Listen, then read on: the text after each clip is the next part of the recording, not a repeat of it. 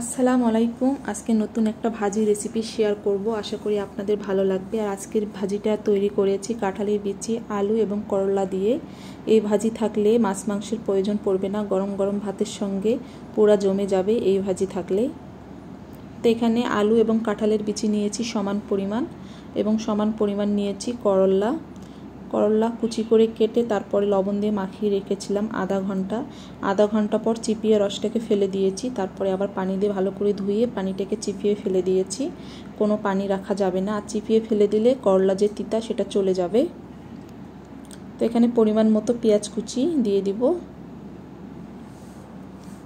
কাঁচামরিচ ফালি করে দিয়েছি, রসুনের কোয়া,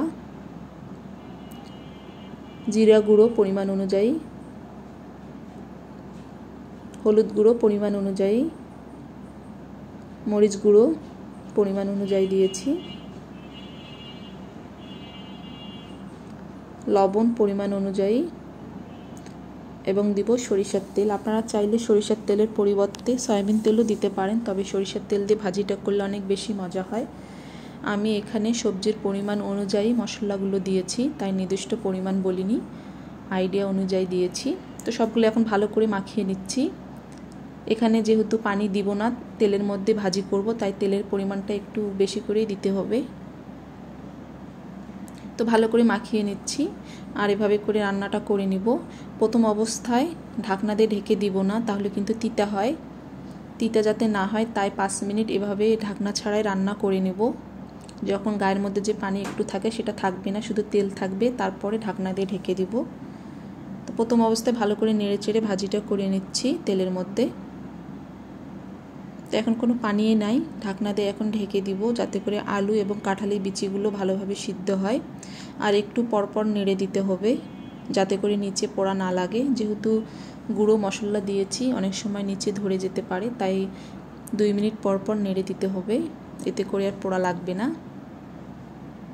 তো একটা আলু এভাবে করে দেখতেছি সিদ্ধ হয়েছে কি না হয়েছে, তবে সিদ্ধ হয়ে গেছে। আর একটু কালারটা চলে আসলে আমি এটাকে নামিয়ে ফেলবো। আর তেলের পরিমাণটাও ঠিক ছিল, একদম গায়ে গায়ে তেল, বেশি তেলও হয়নি আবার কমও হয়নি, পরিমাণটা ঠিক ছিল। কালারটা অনেক সুন্দর চলে আসছে। গরম গরম ভাতের সঙ্গে এই ভাজি থাকলে আর মাছ মাংসের প্রয়োজন পড়বে না, অনেক বেশি খেতে মজা হয়। ভাত ছাড়াও রুটি পরোটার সঙ্গে খেতে অনেক বেশি মজা লাগে। তা আপনারা যারা এখন এভাবে খাননি, তারা আমার রেসিপি ফলো করে একবার হলেও বাসায় ভাজিটা করতে পারেন, অনেক বেশি মজা হবে। কালারটা অনেক সুন্দর চলে আসছে, আর খেতেও কিন্তু অনেক বেশি মজা হয়েছিল।